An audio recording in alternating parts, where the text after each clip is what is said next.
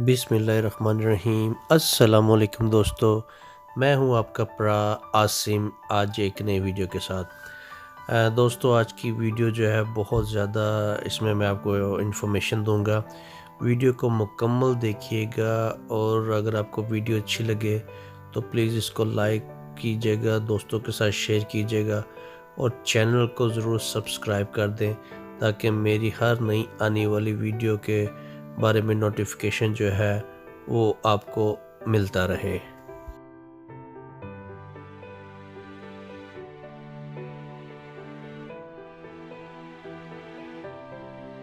जी दोस्तों, आज की इस वीडियो में मैं आपको दो चीज़ें बताऊंगा। एक तो मैं आपको बताऊंगा कि जो यूके के नए इमिग्रेशन रूल्स हैं उनके बारे में, और दूसरा मैं ये आपको बहुत ही खूबसूरत जो है वो हाउसिंग एस्टेट जो है ये दिखाऊंगा।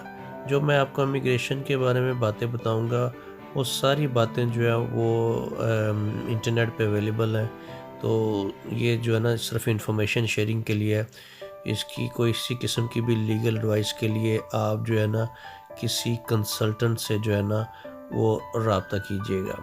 तो पहले मैं आपको इस एरिया के बारे में बता दूं। ये एरिया जो है ये हीथन चैपल का एरिया है। ये स्टॉकपोर्ट के अंडर आता है और ये नहायत ही खूबसूरत एरिया है। यहाँ के जो स्कूल है बहुत ही शानदार, बहुत ही बेहतरीन स्कूल हैं और उनकी जो रेटिंग है वो नंबर 1 रेटिंग है। यहाँ पे जो है ना 3 कैटेगरीज होती हैं, नंबर 1, नंबर 2 एंड नंबर 3। तो स्कूल तो सारे ऑलमोस्ट सेम ही होते हैं, लेकिन ऑब्वियसली जिसकी कैटेगरी नंबर 1 होती है सबका दिल करता है कि उनके बच्चे जो है वो उस स्कूल में जाए।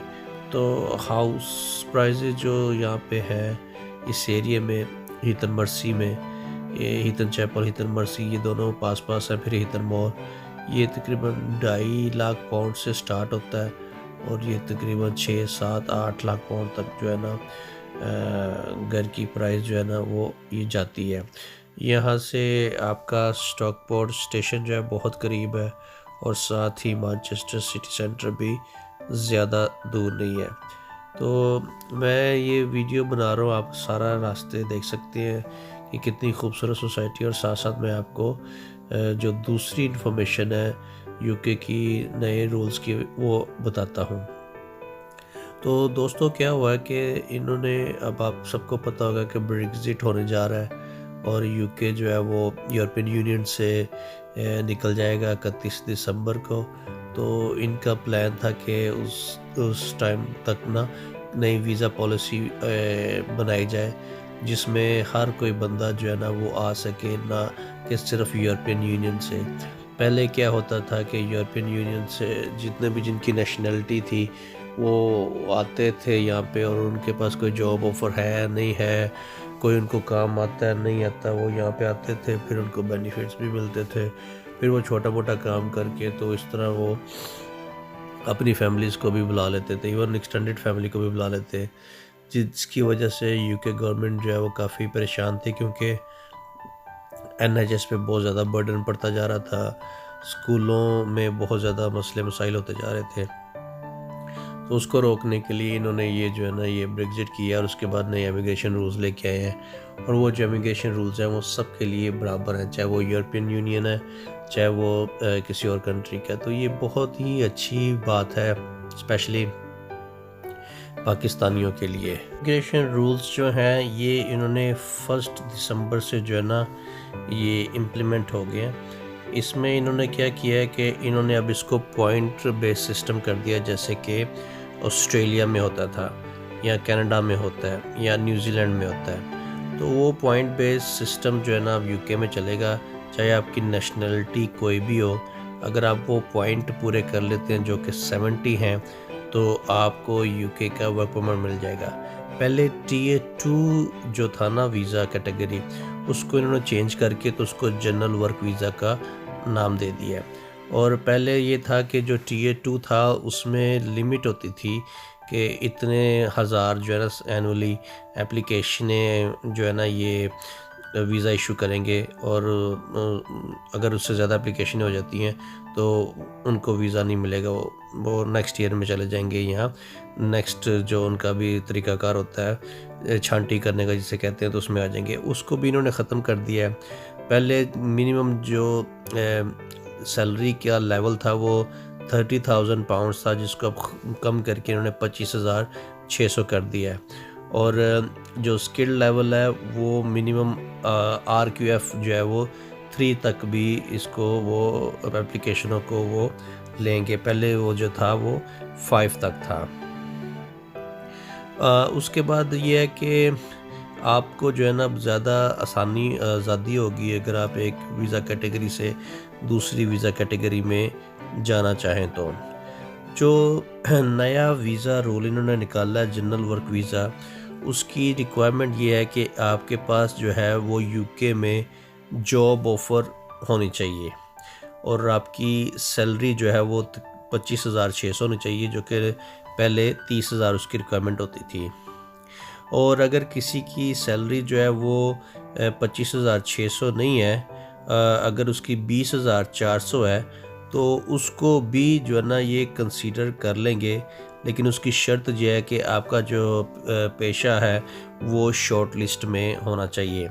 और दूसरी ये है कि अगर किसी की सैलरी 22,000 हो लेकिन उसके पास PhD हो, स्टेम जो है इनकी स्टेम का मतलब है साइंस, टेक्नोलॉजी, इंजीनियरिंग, मैथमेटिक्स, तो भी आपको उसके पॉइंट्स मिल जाएंगे।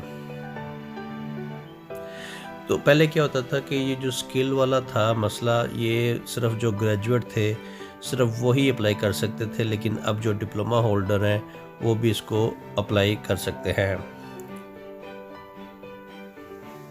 अच्छा, 70 पॉइंट्स आप इस तरह पूरे कर सकते हैं कि अगर आपके पास जॉब ऑफ़र है अप्रूव्ड स्पॉन्सर से, तो 20 पॉइंट्स आपको उसके मिल जाएंगे।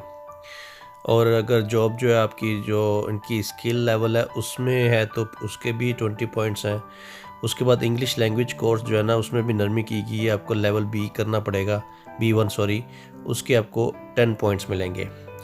उसके बाद फिर जो है ना आपको दूसरे जो 20 पॉइंट हैं वो अगर आपकी सैलरी जो है 25,600 है तो आपको 20 पॉइंट मिल जाएंगे, तो आपके 70 पॉइंट्स जो हैं वो पूरे हो जाते हैं।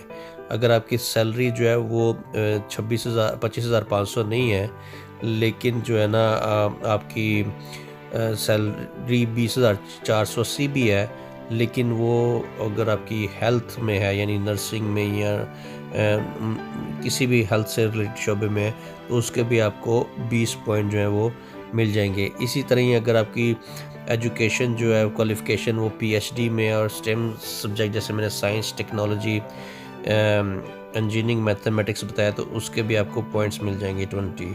और अगर आपकी जॉब जो है वो शॉर्टेज है ऑक्यूपेशन में है, तो उसके भी आपको 20 पॉइंट्स मिलके तो आपके 70 पॉइंट्स जो हैं वो पूरे हो जाएंगे। इसकी वीज़ा जो फ़ीस है वो तकरीबन जनाब अली डिपेंड करता है 610 से लेके 1408 तक होगी। बाकी आप जब भी अप्लाई करें तो आप करंट फ़ीस जो है ना उसकी देख सकते हैं। इसी तरह इन्होंने एक और नया किया कि जो है हेल्थ वर्कर्स, उनके लिए स्पेशल कैटेगरी निकाली है कि उनकी जो है फ़ीस भी कम है। उनको यहाँ पे आपको पे करने पड़ते हैं, NHS की इंश्योरेंस होती है एनुअली ना मेडिकल की, तो अगर आप हेल्थ वर्कर हैं तो आपको जो है वो भी पे करने की ज़रूरत नहीं, हेल्थ चार्जेस जो है वो आप पर लागू नहीं होंगे। अच्छा, विज़िट वीज़ा में भी इन्होंने थोड़ी सी चेंजेस की हैं। अब आप 6 महीने से ज़्यादा भी रह सकते हैं किसी अगर आपने स्टडी करनी है तो आप 6 से 11 महीने तक रह सकते हैं। उसमें आप जो है ना कॉन्फ्रेंसेस और मीटिंग जो अटेंड कर सकते हैं, इंटरव्यूज़ दे सकते हैं, इंफॉर्मेशन ले सकते हैं, और जो है ना ट्रेनिंग ले सकते हैं कि मतलब उस डिपेंड करता है कि उस वक्त आपके सर्कमस्टांसेस क्या हैं।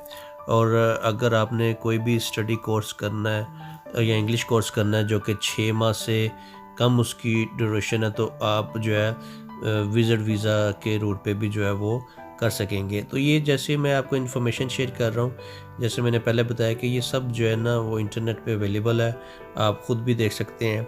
तो इससे जो है ना बहुत बेहतर हुआ है कि जैसे पहले सिर्फ यूरोपियन यूनियन से जो लोग थे, चाहे उनके पास स्किल थी नहीं थी, वो ही बस आ सकते थे। तो अब इस वीज़ा कैटेगरी से बहुत ज़्यादा फ़ायदा होगा, स्पेशली पाकिस्तान, इंडिया, बांग्लादेश, नेपाल, जिधर से भी जो है लोग आना चाहें तो उनको बहुत फ़ायदा होगा। नेक्स्ट ईयर इन्होंने जो है पोस्ट स्टडी वर्क भी स्टार्ट कर देना, उसकी भी मैंने वीडियो बनाई हुई है कि अगर आप यहाँ से ग्रेजुएशन करते हैं तो उसके बाद आपको 2 साल का वर्क वीज़ा मिलेगा। तो काफ़ी 5-7 साल इन्होंने काफ़ी जो है ना टाइट सिस्टम रखा है नॉन ईयू के लिए। उनके लिए यहाँ पे आना, यूके में आना बहुत मुश्किल, तकरीबन नामुमकिन ही समझ लें हो गया हुआ था। लेकिन अब जो है ना काफ़ी हद तक जो है ना वो आसान हो गया है। तो यूके बड़ी अच्छी कंट्री है जी, स्पेशली एशियंस के लिए।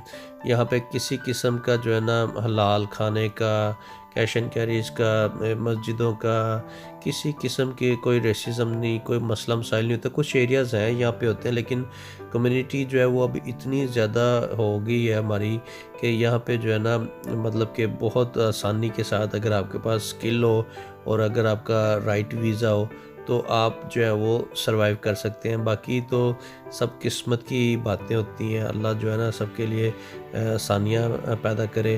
तो प्लीज़ वीडियो को अगर अच्छी लगे तो लाइक कीजिएगा, दोस्तों में शेयर कीजिएगा ताकि किसी का भला हो जाए। दुआ में याद रखिएगा। आपका अपना आसिम। अस्सलाम वालेकुम।